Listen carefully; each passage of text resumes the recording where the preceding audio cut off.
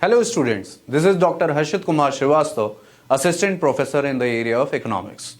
Today we are going to discuss about the concept of multiplier, also known as expenditure multiplier or investment multiplier. What is impact of your expenditure in economy? Let's take an example.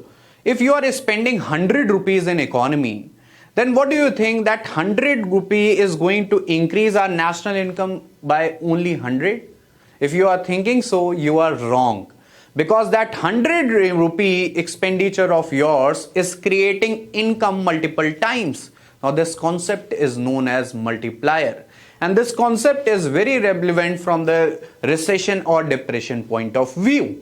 Now what exactly is multiplier? Multiplier is total change in income to total change in investment. That is change in income to change in expenditure or investment.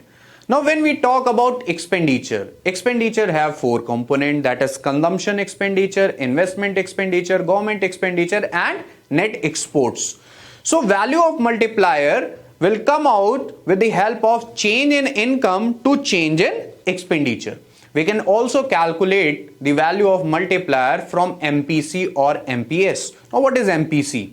Marginal propensity to consume, that is MPC, is change in consumption to change in income.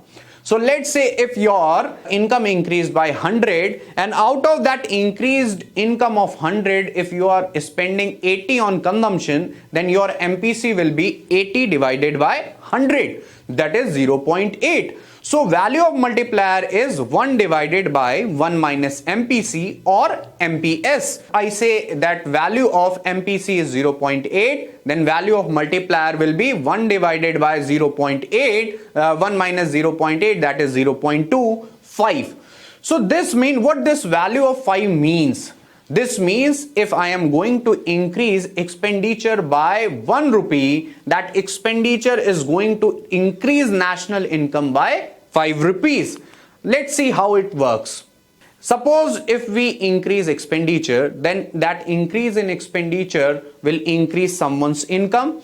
When income increases, individual generally they increase demand for multiple sectors, and then production process of multiple production process will start, which will lead to increase in employment in these sectors and generation of income. But always remember this, then now that income that is generated is multiple times the increase in expenditure. So this is how the multiplier works. Now let's see the multiplier process. Let's say if your expenditure increased by 100, expenditure, that is initial investment, increased by 100 and MPC is 0.8, then out of the increase in expenditure of 100, that will become someone's income. He or she is going to spend 80 rupees on consumption because MPC is 0.8 and save 20 rupees. Now whatever he or she is consuming, that is 80, will become income for someone else, and out of that income of 80, he or she will be spending 64, that is 80 multiplied by 0.8, and finally the whole process will go on. And we know that if MPC is 0.8, then value of expenditure multiplier will be 1 divided by 1 minus 0.8, that is 0.2, and finally that value of multiplier will be 5. So 100 rupees change in investment is going to increase total income by 500. Now what is tax multiplier? Expenditure multiplier works in positive direction. Now tax multiplier works in negative direction. Now what is tax? Tax is a leakage from circular flow of income. That is, tax denies a person from consuming. Let's say if your income is 100 and your MPC is 0.8, then you are going to spend 80 on consumption. Now take another example. If your income is 100 and government is imposing tax of 20% and your MPC is 0.8, then your total disposable income will be 100 minus 20%, that is 80, and out of that 80 you will be spending 0.8, that is your MPC is 0.8, so final consumption will be 64. So your tax that is imposed by government reduces your consumption and works in negative direction.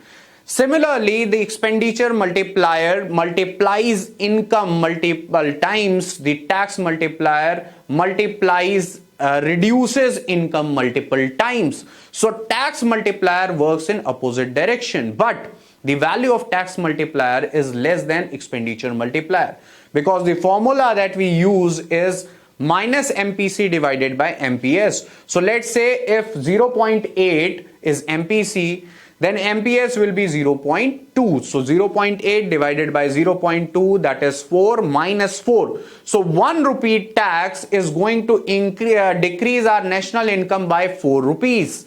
Similarly, in this case, if MPC is 0.8, then value of expenditure multiplier will be 5. So the difference between expenditure and multiplier will always be 1, and this is known as balanced budget theorem.